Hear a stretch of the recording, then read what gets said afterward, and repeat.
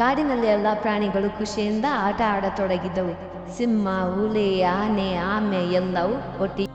ಆನೆಯು ಕಾಡಿನಲ್ಲಿ ಎಲ್ಲ ಪ್ರಾಣಿಗಳ ಜೊತೆ ಆಟ ಆಡುತ್ತಾ ಕಾಲ ಕಳೆಯುತ್ತಿತ್ತು. ಮೊಲ ಮತ್ತು ಅಳಿಲು ತುಂಬ ಆತ್ಮೀಯ ಸ್ನೇಹಿತರು ಒಟ್ಟಿಗೆ ಕಾಡಿನಲ್ಲಿ ಸುತ್ತಾಡುತ್ತಿದ್ದರು. ಹಕ್ಕಿಗಳು ಚಿಲಿಪಿಲಿ ಕೂಗತೊಡಗಿದವು.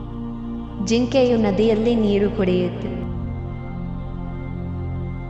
ಚಿಕ್ಕದೊಂದು ಪಾಂಡದ ಮರೆಯು ಹಾವಿನ ಜೊತೆ ಆಟ ಆಡುತ್ತಿತ್ತು ಮತ್ತು ನಲಿಯುತ್ತಿತ್ತು. ಕಾಡಿನಲ್ಲಿ ಆಟ ಕಾಡಿನಲ್ಲಿದ್ದ ಪುಟ್ಟ ಪುಟ್ಟ ಮಕ್ಕಳು ಕಾಡಿನಲ್ಲಿ ಆಡುತ್ತಾ ಕುಣಿಯುತ್ತಾ ನಲಿಯುತ್ತಿದ್ದರು.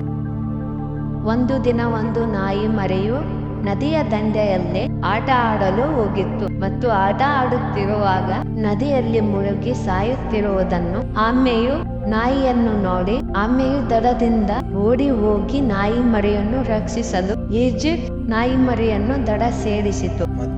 ಆಮೆ ಮತ್ತು ನಾಯಿಯು ಆತ್ಮೀಯ ಸ್ನೇಹಿತರಾದರು. ಈ ಕಥೆಯು ಕಾಡಿನ ಜನರು ಮೆಚ್ಚಿ ನಾಯಿ ಮತ್ತು ಆಮೆಯ ಸ್ನೇಹವನ್ನು